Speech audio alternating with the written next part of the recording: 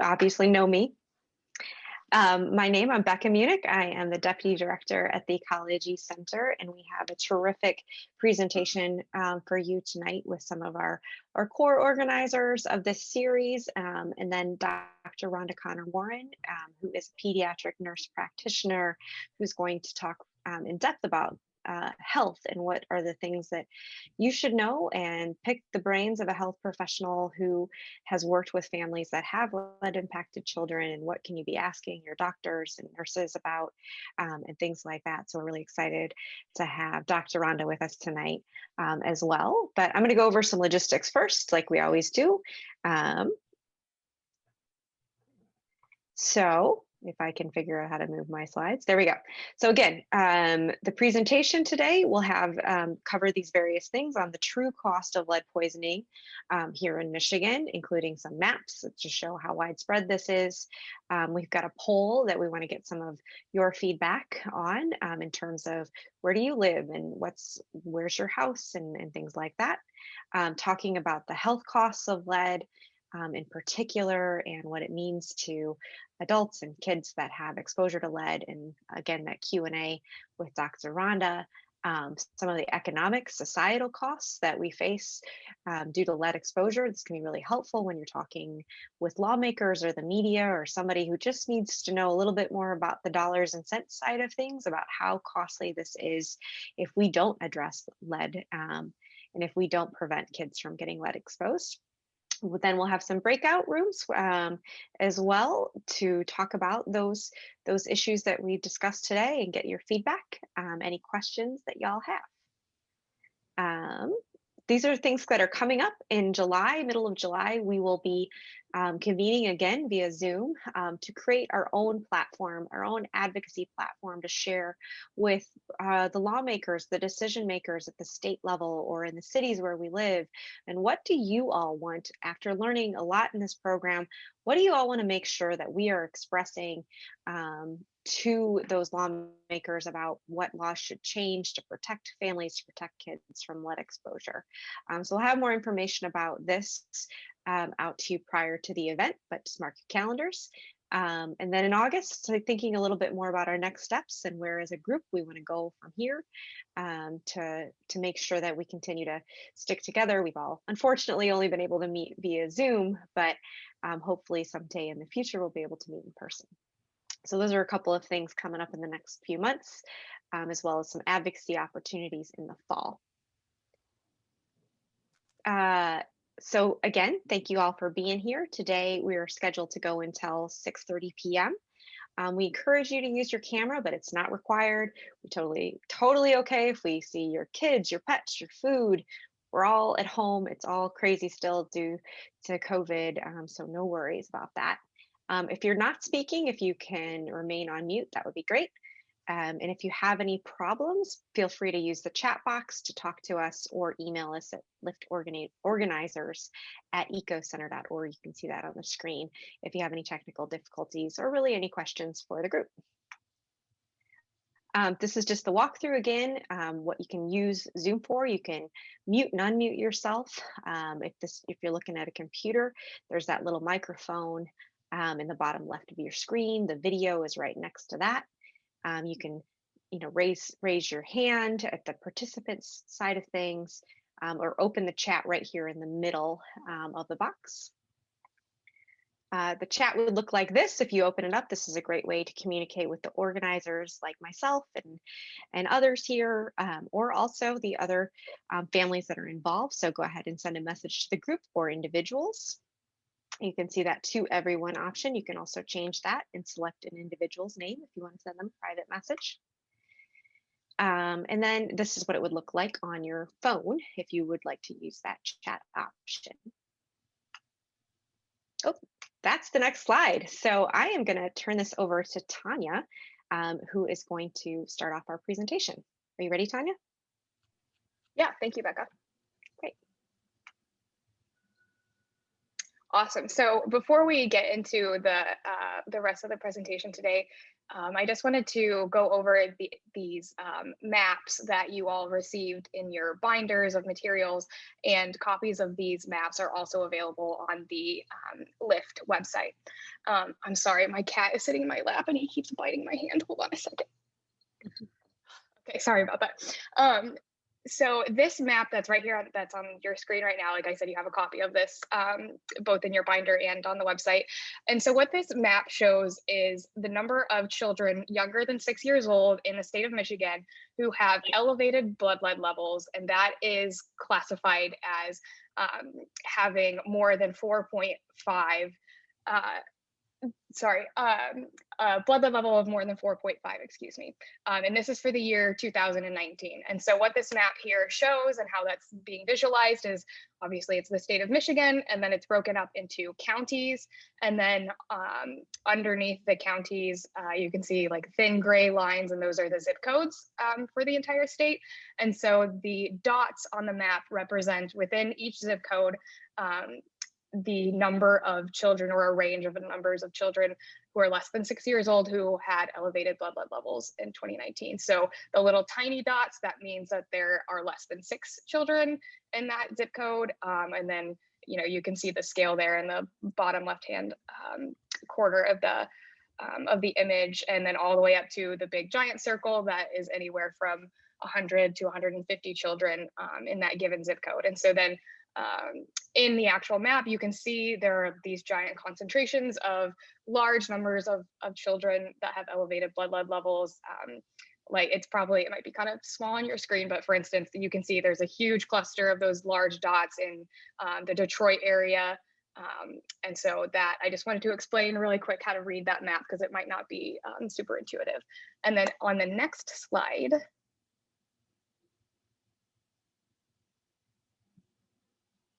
awesome, thank you. So then on the next slide, we have also broken down these maps and kind of zoomed in on a few of the different areas that a lot of folks in this meeting are from. So we have over here on the left-hand side, and again, copies of these maps are also in your binders and on the website.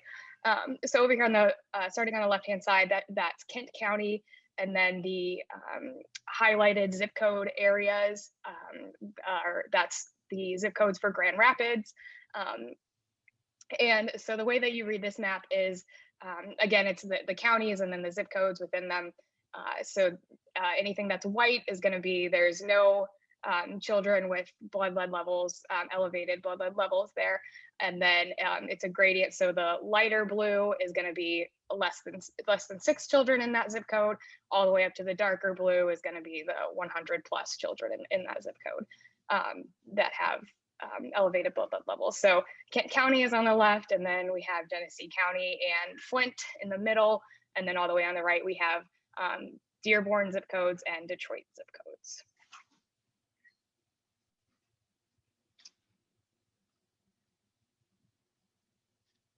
Awesome. And so I will go ahead and turn this over to Izelda, and I will launch this poll for you.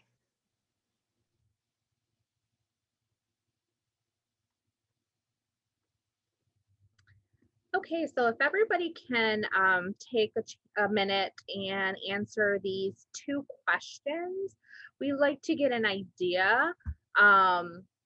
Just, and the question state, did you grow up in or frequently visit a home built before 1978?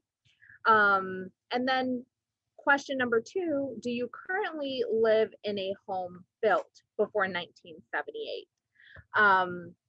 This could even be a grandparent's home that you may have frequented, an aunt or an uncle, so a family member, friend of the family. Just curious to how often did you frequent a home that was built before 1978?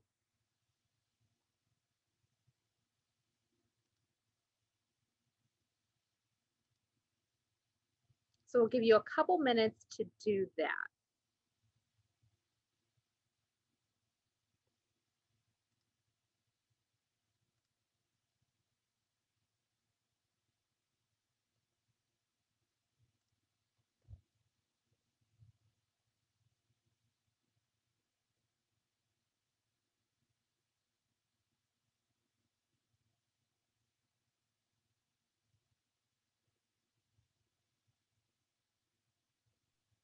I think most folks have filled out the poll.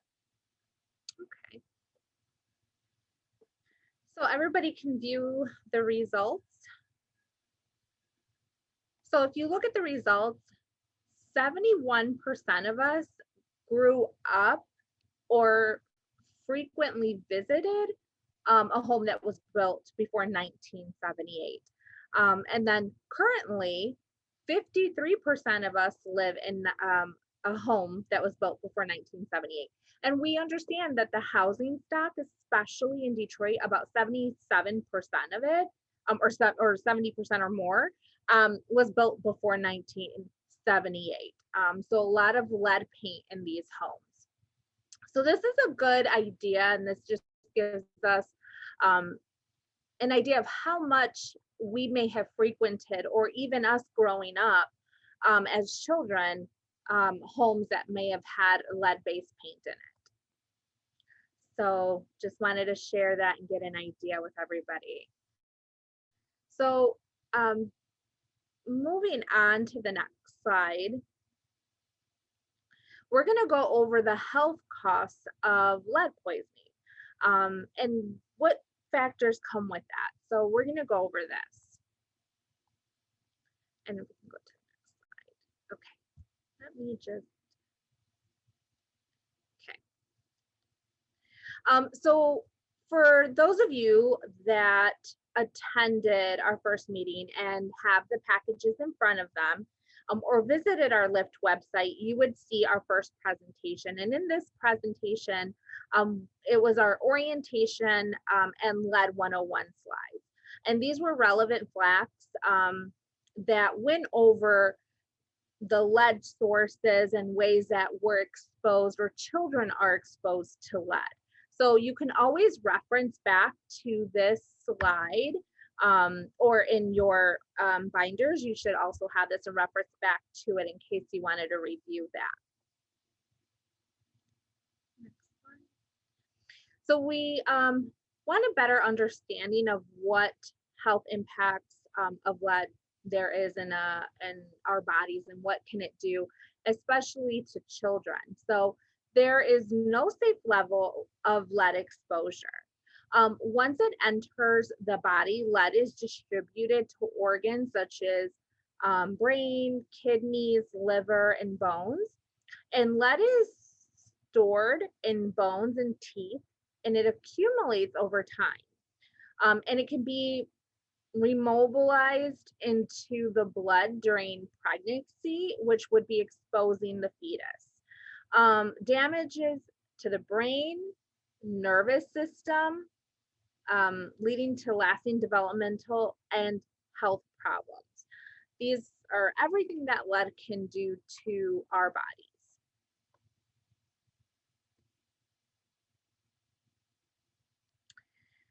So looking in kids and looking at children, lead poisoning is linked to antisocial behaviors like ADHD, aggression, hyperactivity, bullying.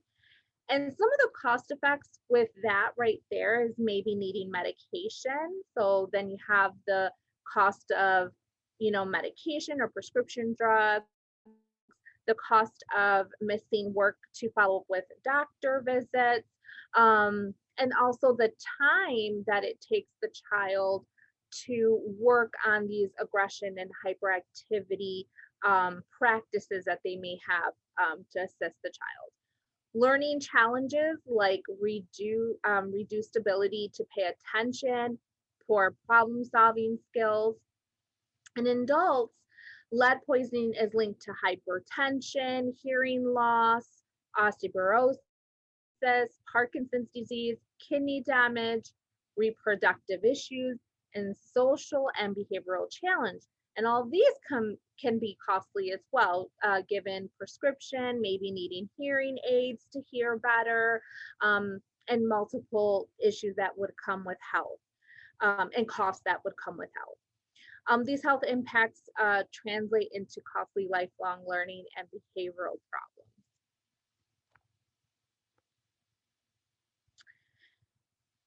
Now, looking at childhood or juvenile system, Childhood lead exposure is linked to criminal behavioral in juveniles and adults. It is an estimated 10% of juvenile delinquency attributed to lead poisoning. In 2014, there were 214,442 reported crimes. An array of crimes meaning burglary, robberies, aggravated assaults, rape, murder. In Michigan, 6,585 of those were linked to childhood lead poisoning or exposure. This becomes costly in the sense of court fees, the time you miss work to go to court, and then, you know, the court system and the bonds and everything that comes with that, and then having to go to rehabilitation for certain reasons or activities that you do. So again, this becomes costly.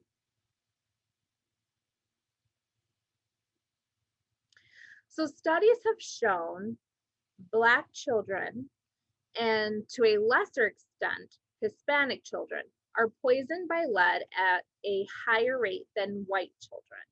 Children living in low-income households are also more likely to be poisoned by lead. 28% of Black households and 29% of low-income households face housing-related lead exposure risk versus 20% and 18% of wealthier households. And if you look to the right of the slide, you'll see that we have there a graph that will show all children face some exposure risk, but racial and ethnic disparities persist. So if you look at this, this shows a number of 1 to 5 year olds with blood lead levels below and above 2 deciliter by race and ethnicity.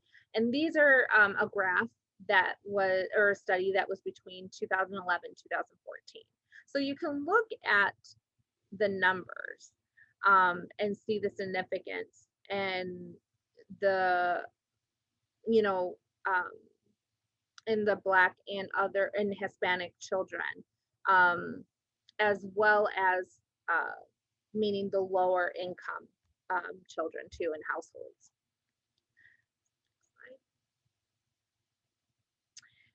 But we can all prevent this. That's the one thing that we can emphasize, is that all this is preventable and we can reverse that too. And we want to help you learn how to do that. So what can we do to help kids who are lead poisoned? Healthy eating habits can help prevent further lead absorption in their body. Health problems can be dissipated by increasing calcium, vitamin C, and iron intake. Calcium, so dairy items would be ice cream, yogurt, milk, cheese, eggs, broccoli, and spinach.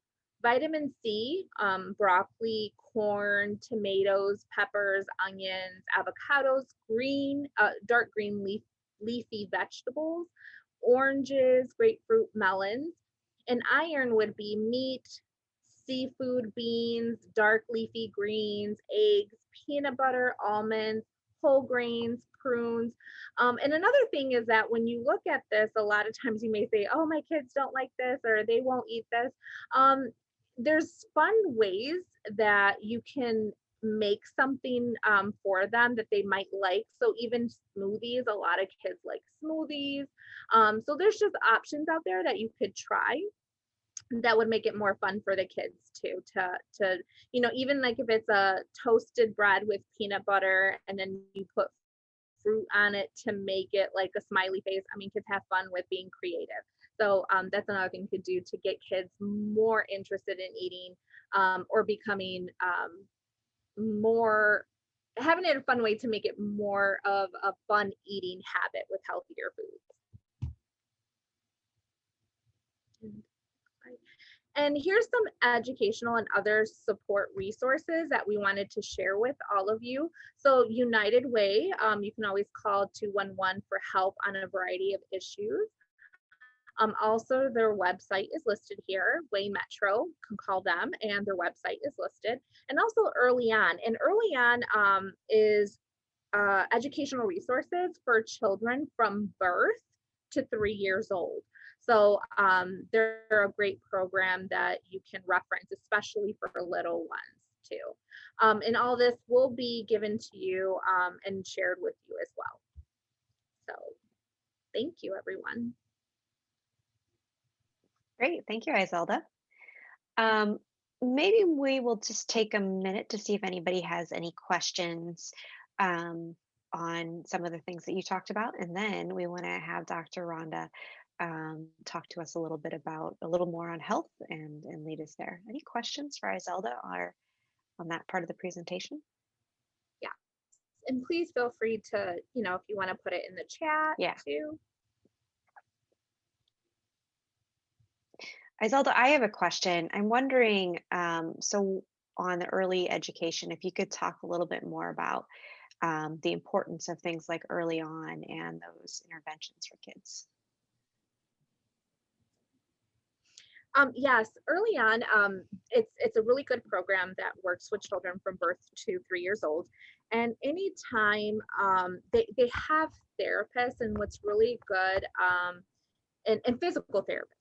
So even if it's an activity for motor skills and developmental skills, those skills, they can even work with you at home, obviously, because a child, from 1 to 3, so they're not even in a preschool or a Head Start age group yet. So they will come to your home. They will schedule that appointment. So it's even more convenient for the parent because you don't have to take them. They'll come to your home and they'll work with you, and they schedule out visits where just to see as the child improves. So Early On has an array of activities for children in that age group. Great.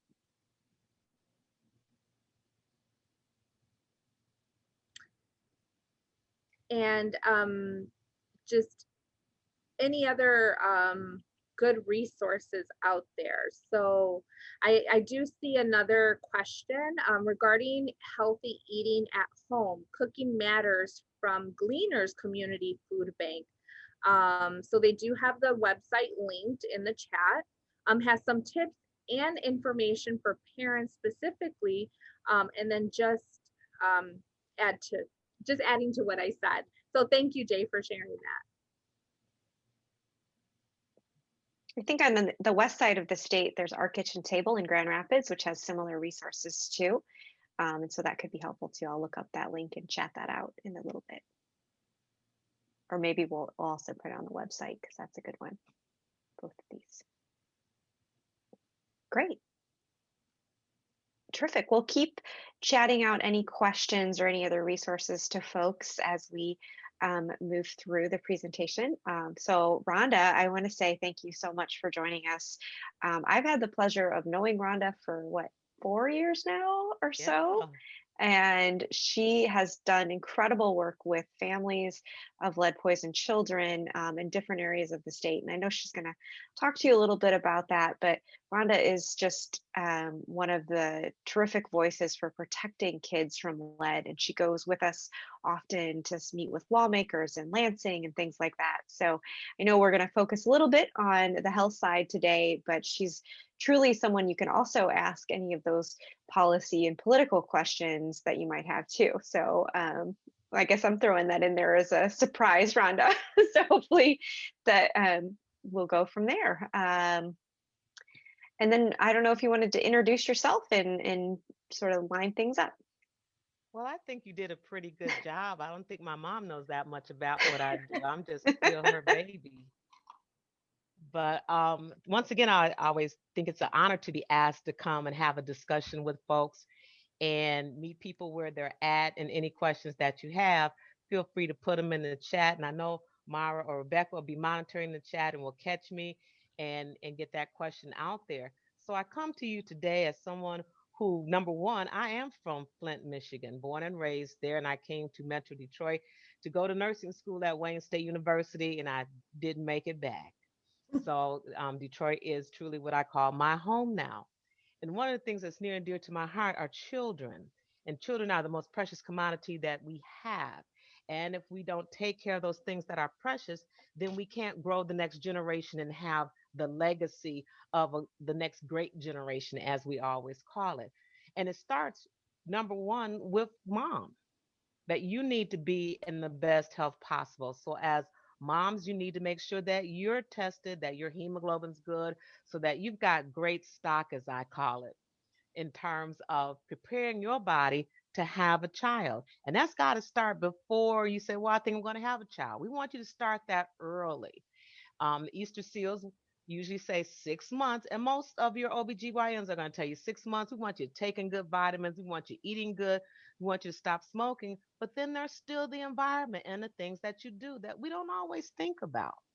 Like right now, it's a good time to be planting and doing things in the soil. We got windows open, dust flying in. We got cars and trucks going up and down the street.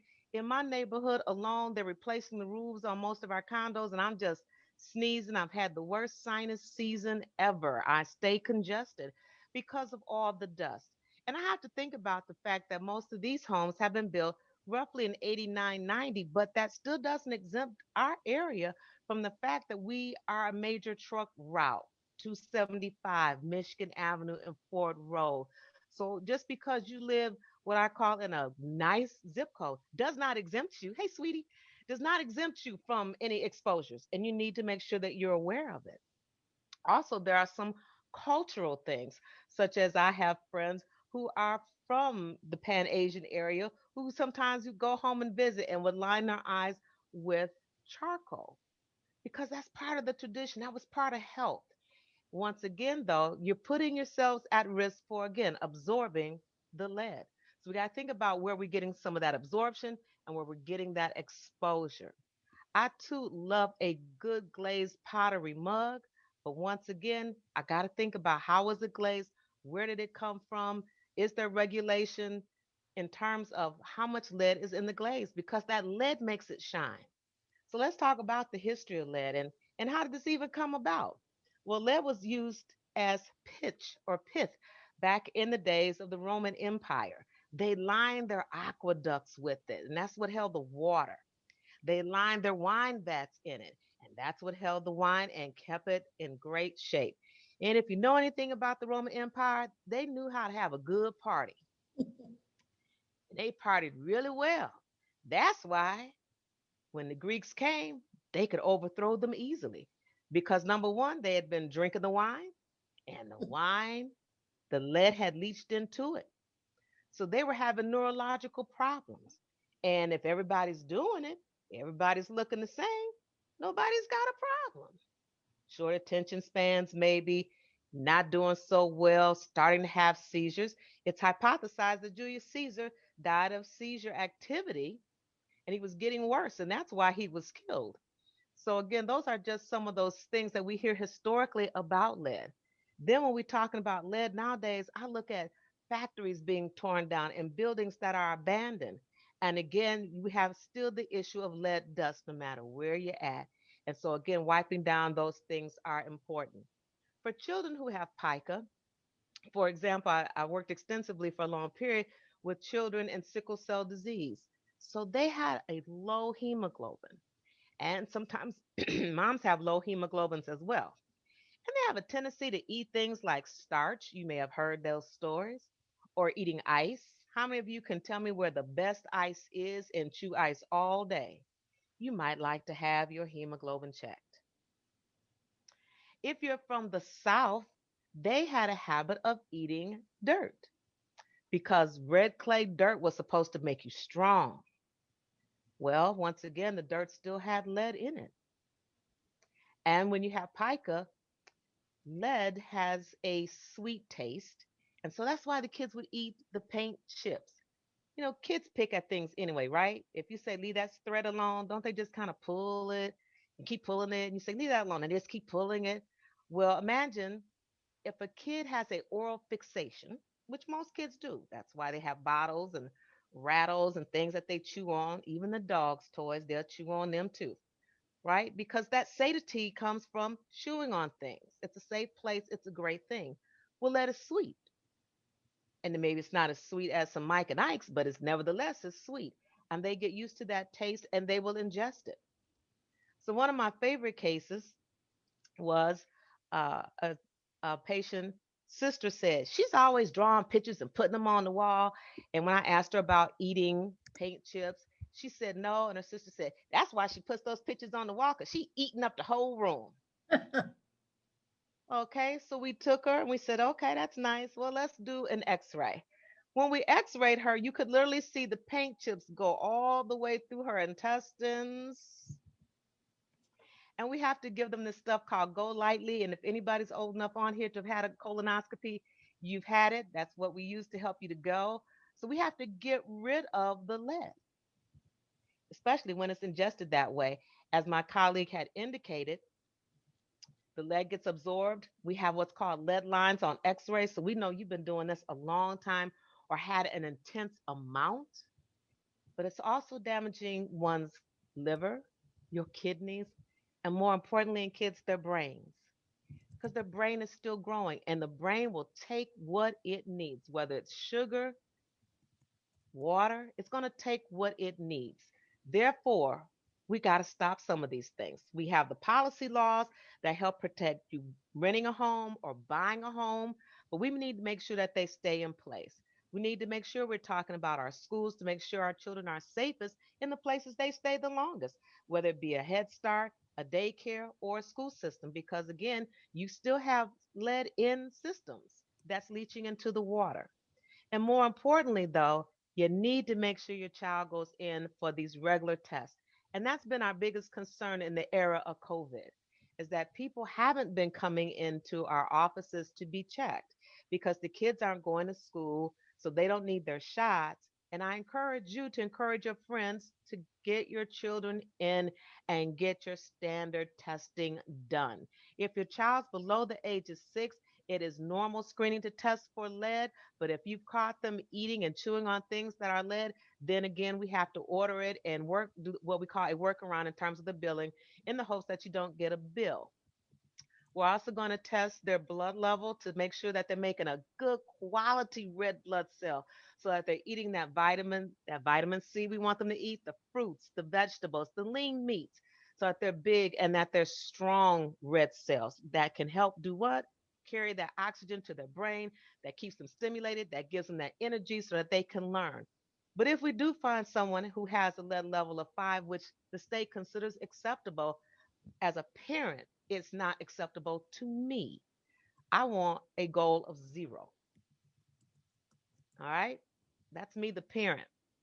Then I need to work at making sure that my child has the best nutrients possible. And I need to make sure that I inspect my house. So if you have children who like to hide all the time, you need to check those areas to make sure you don't have peeling paint and pipes that are leaking and that they're putting things in their mouths, that they're washing their hands. That's part of COVID as well. But again, we're still talking about lead dust from outside and toys that they might be putting in their mouths. We want that annual testing done so that we can get those immunizations in. That's really important. But more importantly, when you bring them in for that school testing so that they can go to school with those forms, we're doing the lead testing and the CBC testing, the vision and the hearing. Those are things that can be affected by the lead. Also, if your child is roughly 2 years of age, we're also wanting to screen early to ensure that we're capturing any learning deficits, whether it's autism, maybe they were born prematurely.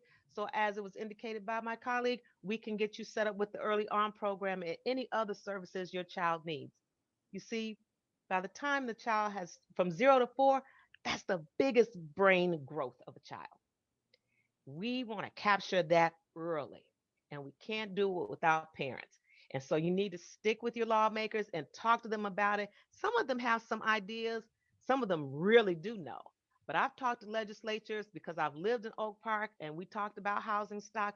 He didn't know. So never assume that people know.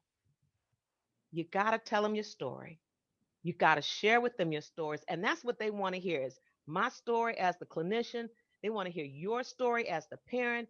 And they want to hear your stories as school teachers about how can we best support our kids and to get them to grow to be the great Michiganders that we all can be. The question is, do you find that children who were lead poisoned, but now EBL is back to elevated blood level is back to zero? Oop, lost the question.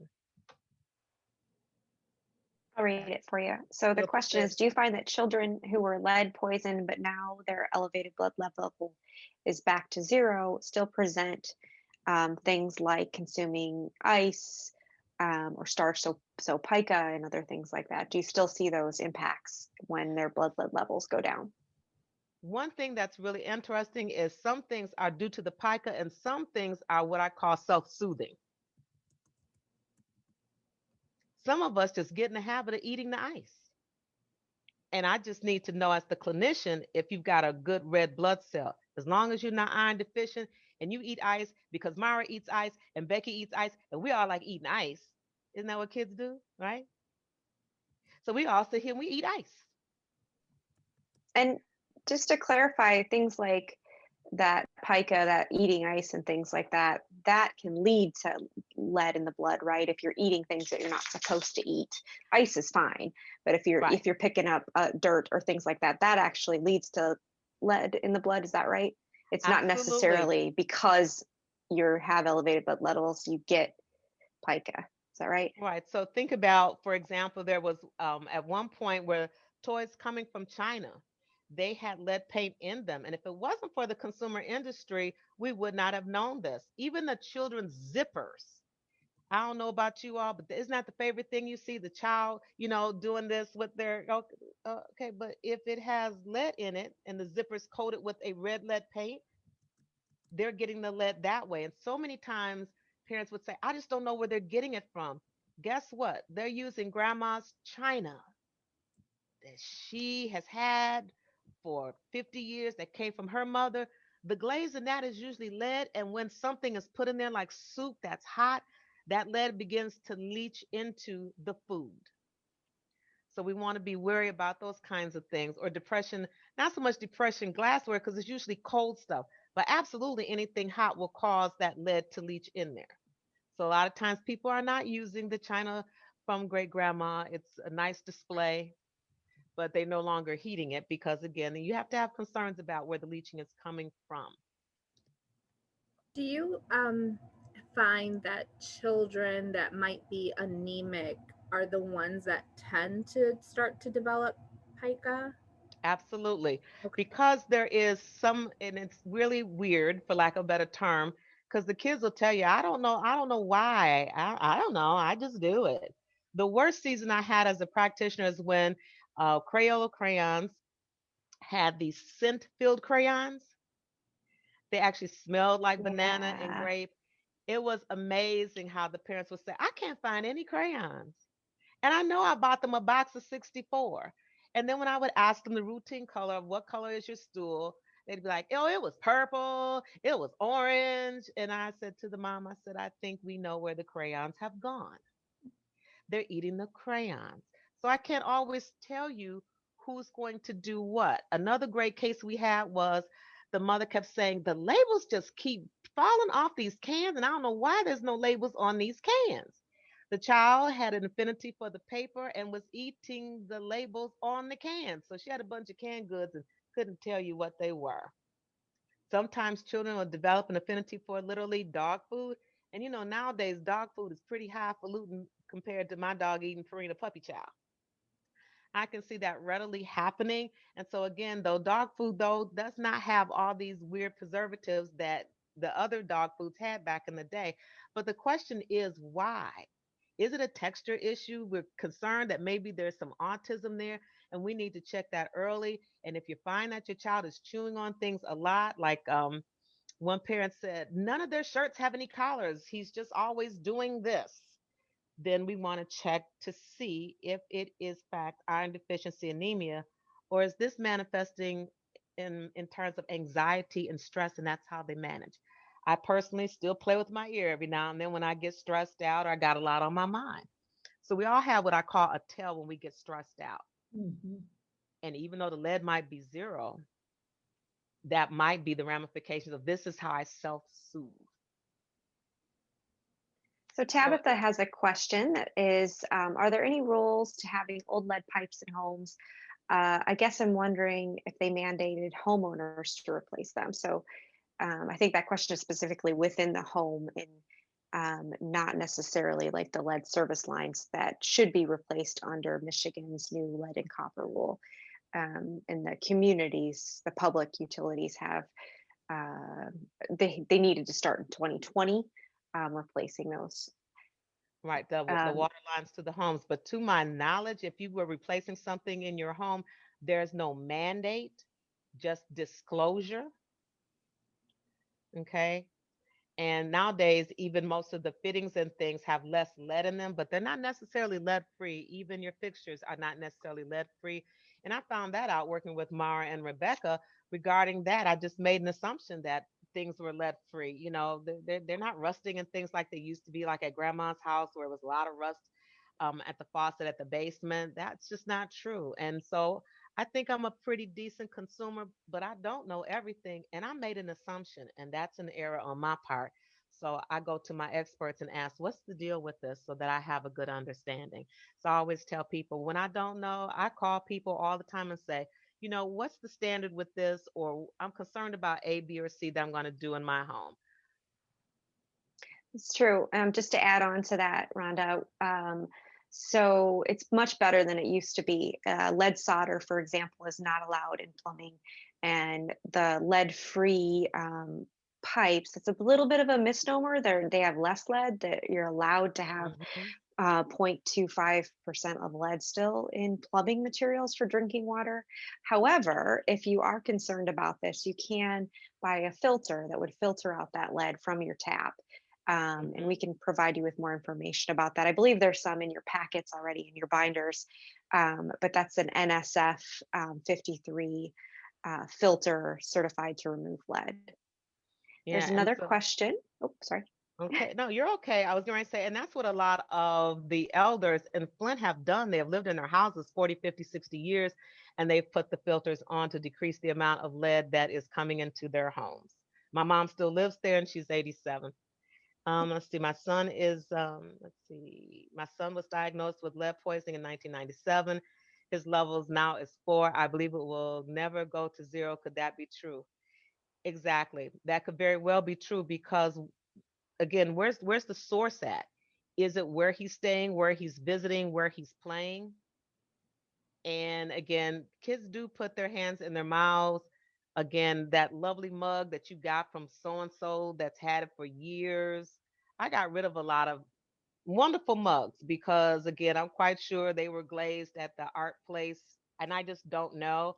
And I have grandkids as well. So again, I don't, it's a cute mug, but no, we're not going to use that. And so I look at some of the things that they do, how they put their hands in their mouths, they're digging in the dirt. Oh yeah, I'm glad you're outside playing. But once again, they're changing the roofs in my neighborhood. That's a lot of dust, and we're a high traffic area being close less than a mile from a major expressway and 2 miles either way from major roads. So you got to think about diesel fuel and that type of stuff. So there's going to still be some exposure.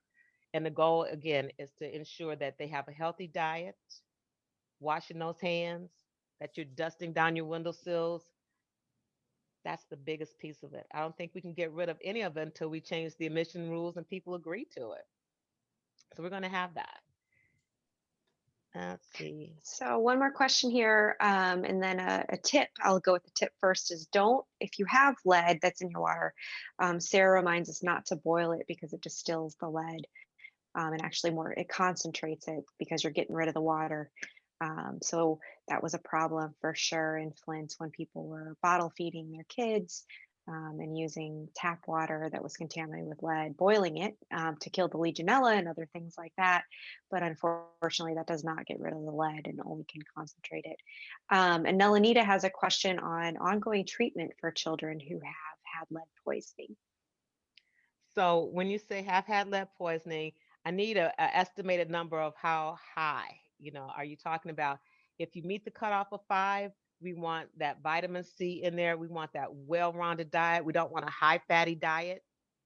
So I know that fried chicken wings and French fries is the average staple in somebody's house on Saturday or Sunday. And I always tell people I believe that, we can't stop everything. That's just normal living. But chili cheese fries 3 days a week, the thickest cheese sandwiches you can skillfully make, we have to look at how much fat content, because whatever you're getting in your mouth, if they're not washing their hands, then they're ingesting the lead dirt. And so, again, your body's going to absorb it. And we don't want that. So, once again, think about that fatty diet that they may be eating. And a lot of fast foods are plain and simply fatty. That's why they taste so good. All right. So again, washing one's hands, having a nice healthy diet. Right now, you can get some great fruits and vegetables. The markets are pretty full here lately with a good turnover. And of course, we don't want constipation, so we want to make sure if you are eating that you're having a good bowel movement as well. Keep things moving on along. There's one more question. So Tasha says that her son was diagnosed with lead poisoning in 1997, and his levels now are 4. Um, she believes, or is it true that they won't ever go back to being 0? 97 is almost what? That's that high math today, right? 14 years ago? No, my son is 96, so he's 25. All right, so this person is 24. Once again, here's another thing when you start getting older. What are your activities? For example, are you working around metals? How many people are hunters and go to the gun range where you have some lead? Think about those activities that can also produce that lead dust. People love to work on cars, all those areas. So when we are adults, we have to think about those things that we do. So people that were hunters, many times the children were getting a hold of the stuff that they use when they pack their own stuff in order to go shoot Bambi and them, which I can tell I don't hunt. But that's where another source of lead was coming from in some homes. The sinker weights that used to be to weigh things down, that's another source. My other biggest concern sometimes is batteries. I had a niece, her brothers dared her, to swallow the battery, and she did. And she had a lovely stay at the hospital while we watched it try to surpass on out. Because again, it's the issue of the lead itself within the battery, and of course, puncturing a colon. So these are all things that we have to take into consideration. What are the adult activities? The old pots that might be pure lead that aren't really good to cook with. They might be nice, but if they're hot, they're leaching stuff. In old garages, factories, you got those exposures. One of the rules my grandmother used to have for my grandfather, because again, I'm from Flint, so we had a factory called Fisher Body, and there they made the chassis to the cars. And he would come home filled with grime and all that kind of stuff. You just didn't come in grandma's house bringing that stuff in, because when you think about it, he's bringing in all those chemicals and dust from where he or she works. And that's one of the things you have to consider. So, as a healthcare provider, I have to consider it the reverse way, in the sense of what viruses and bacteria am I bringing home? And this is why my clothes stay at the door. So, once again, if you're someone who's out there working in agriculture, working on lawns and things, again, you are susceptible to lead dust and things. You don't want your shoes inside with your children, especially if you got little ones that are crawling on the floor, have a tendency to chew on things, because once again, kids just do crazy stuff, right? That's because they're kids. And it's fun to put on dad's shoes and act like dad. Or I have some female friends who, I mean, they can drywall and do all that good stuff. Bless their hearts. I don't have that skill set. Cement mixers. So again, you're looking at industries that are going to have some lead, and you got to look at what your exposures is. That's why I'm always surprised I don't see more masks on people at construction sites. Period, because you're inhaling this stuff. If you bring it to your house, it's in your car. You need to make sure that you're not bringing that home to your kids. So I always tell people, think about what you're bringing home to your family, no matter what you do. And lead is certainly one of them. I just want to let folks know that in your binder, there are a couple of different fact sheets. And I realize we have some of our health fellows here, so this binder might be mysterious because you don't necessarily have it. But for our families that are involved in this, you should find several on occupational exposure too. So some of the things that Dr. Rhonda was recommending are also right there. There's another question that says, how much lead needs to be reported? And then it says, sorry, that was an accident. So Chantel, did you want me to answer that question, or are you okay? The question was basically referring to like in a home before the city will deem it unlivable, where they won't let it be re-rented out or sold or not. And that number escapes me. Marva, do you remember, or Rebecca? It's different areas have different rules. I don't know, or if in, but to a home that has what I think there's new standards for I'm going to look that up, Chantal. I can't even answer this right off the top of my head and send it to you as an email, because there's window standards that were newly set by the EPA for lead dust. There's standards that for your drinking water, and there's standards for lead dust on floors and things like that. So we'll get you all that list that has all of those different levels, because I can't remember them off the top of my head. Yeah, it is reportable with respect to lead paint in the home. I found that one really quick. But I think your question's a really good question. And I thought I knew it, but I really, really don't know in terms of, I'm going to try Section 8 housing. I know I can picture this presentation that somebody did a while back, and there was stipulations, and it might have been where it was located, like under the sink where kids would hide in closets, as well as the windowsills. So I'm looking it up too. So if you guys want to continue on, that's good. Yeah, we can send an email with more info too. So we have a few more slides that we want to present on the economic cost. I want to thank you again, Rhonda, for joining us and presenting. And if there's other questions you want to chat out to Rhonda, or you'd like us to follow up via email, we'd be happy to do that too. So Mara, I'm going to share my screen and then turn it back over to you. And I'm going to turn off my camera because I'm being blinded.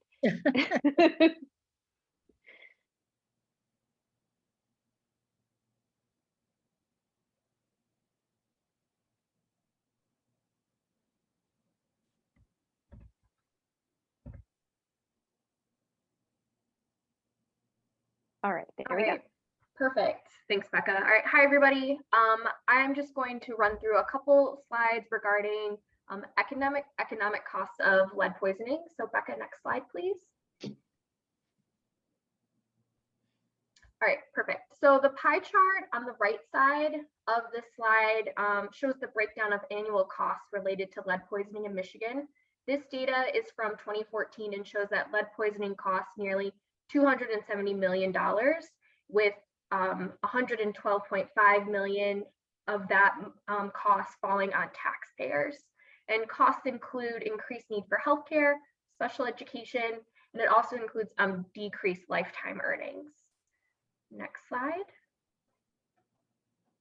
So in Michigan, the average cost of lead poisoning per child is around $48,000. But as you can see by the breakdown, that includes a couple of different areas of the state. Costs are different depending on where you live. Next and just slide. to clarify with that, those costs are different because that's per child that has an elevated blood lead level. So there are more children, for example, in the city of Detroit that have an elevated blood lead level than in other areas, like in from the 2014 data. So you can see those numbers. So the 48,000 is for those children in this calculation who have an elevated blood lead level. So it's not for kids who aren't, including the children who aren't lead poisoned. Correct. Thanks for sharing that, Becca. So the lifetime cost of lead poisoning is also something to be aware of. So it's not just the annual cost. The information shown here uses children born in 2019 as an example. So overall, the lifetime cost is estimated to be $2.3 billion. And this would be collectively for children all born within that that cohort or that year. So this cost includes increased healthcare, education, and social assistance, reductions in overall lifetime lifetime earnings are associated with reduced lifetime productivity and premature mortality. And next slide. And then I'll end on a reminder that prevention is the most cost-effective solution.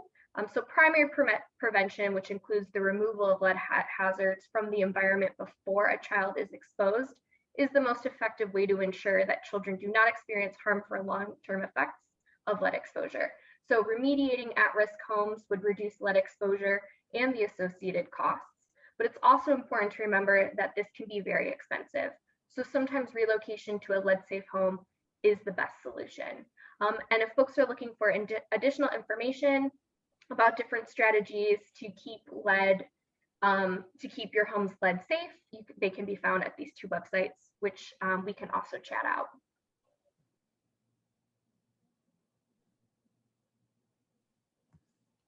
Great. So what we want to do now is have folks break out into smaller groups. I guess we'll give just a moment if there are any questions that you wanted to, before we break out, to ask Mara about those few slides. But then in that, we'll talk about the presentation overall, if there's anything that you really learned today that you didn't know before that surprised you, or something else that you have a burning question about that you would like to learn more about. So let's have some discussion in small groups about that. But any questions for Mara? I see that Shaketa, you have your hand raised. Yeah, thank you. It's Shakita. I'm sorry. It's okay. I just wanted to ask what actions are being put forth for those who are incarcerated who could clearly have been conflicted by the effects of the lead in the water or whatever else, they might have been exposed to. And as a result of that, probably lashed out in some ways, in criminal activity and things like that, and are actually in a posture to want to, get out of that mind space that actually caused them to end up there in the first place. Like, is there anything being done for that, for people who are incarcerated? So is there any help for them at all? I think that's a really good question. I don't know that answer. I'm wondering if anybody else had, or if we can look into it for you if folks don't know. Does anybody else have any information about what's being done either in Michigan or other places, best practices? Yeah. Rebecca, this is Mrs. Mary Sue. Hi, everybody.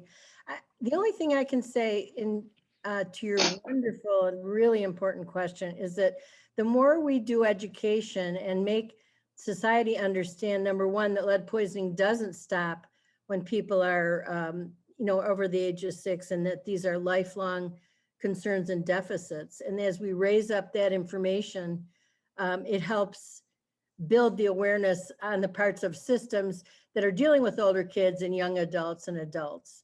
And I also see that Sarah put in the Detroit Justice Center.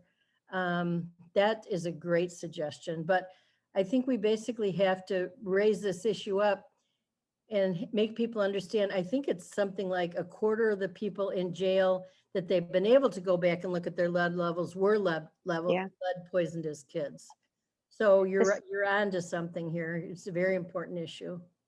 Yeah, Shakita, this sounds like one of the things that next month when we talk about what are our priorities, like, we can do a little bit of digging around and seeing if there are other policies that are happening in other states that we could push for here in Michigan and things like that. I know I had. And then Allie, go ahead. Yeah, sorry, I didn't mean to speak too soon. I know, so I had the same question too, and I found out that, because my whole mindset is always like prevention versus reaction.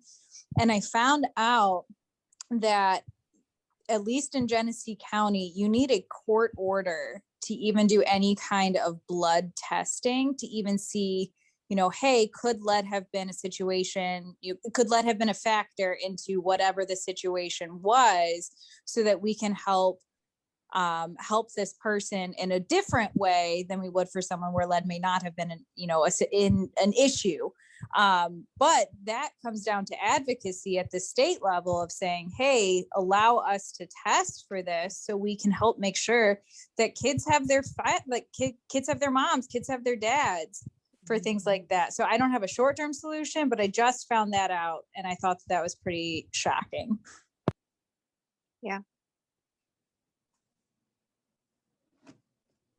Well, thank you for letting me state my question. I really appreciate it. Yeah, I think it's a really good one. And I think it's something that we should continue to look into and see if we can find some good solutions or come up with new ones if nobody else has done it.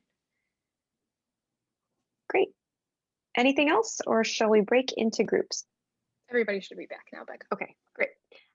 So I'm wondering if we could just take a minute, and we'll do a end of the session poll in a second. But anybody want to report out something that was really interesting in your group,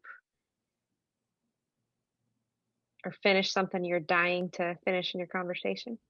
I just want to say what a pleasure it is to speak with so many like-minded people who really see a vision forward and have passion and energy, and who are just like mad as hell and aren't going to take it anymore. I love this group of people.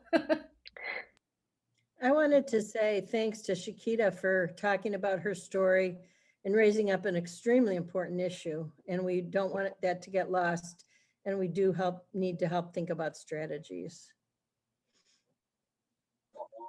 In my group, I believe it was Chantel that shared about how her daughter was a 9 and she brought her weight. They have her back down to 0, but how she's so aware, of just the dangers of lead, and how we need to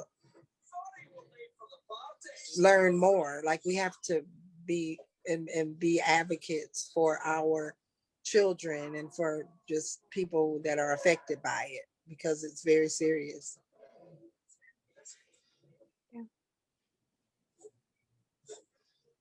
And I am going to go in the cabinet and get my grandmother's dishes and take them out of the cabinet, because I've been trying to keep them forever.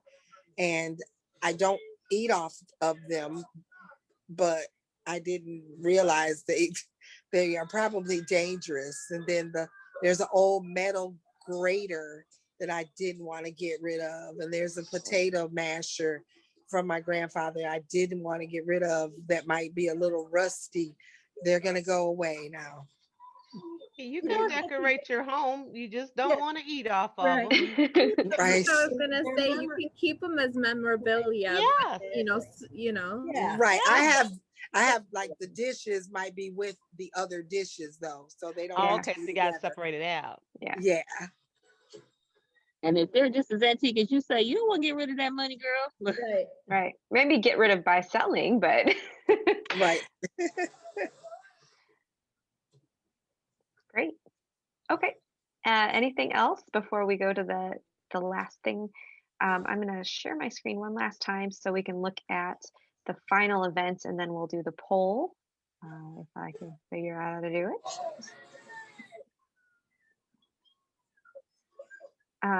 Okay, so as you can see, we're going to come together again in July on the 15th, and we're going to talk about what are the important things that we've learned here and that we want to make sure we have in our parents. It's more than parents, of course, it's other community and family members, our platform that we want to share with our city officials, with our state lawmakers, in order to end lead poisoning and to make sure we've got the right policies and services, like Shakita was saying, for folks who maybe are incarcerated or things need special education, all of those things.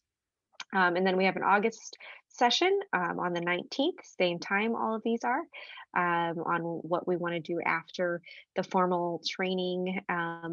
These sessions end before our September lobby visits with lawmakers. So I'll go back, and we have a poll that we want folks to take a moment on, so you can see it popping up there on your screen. And how do you feel about tonight's session? And also you can chat out to us anything that you would like for us to cover in the future.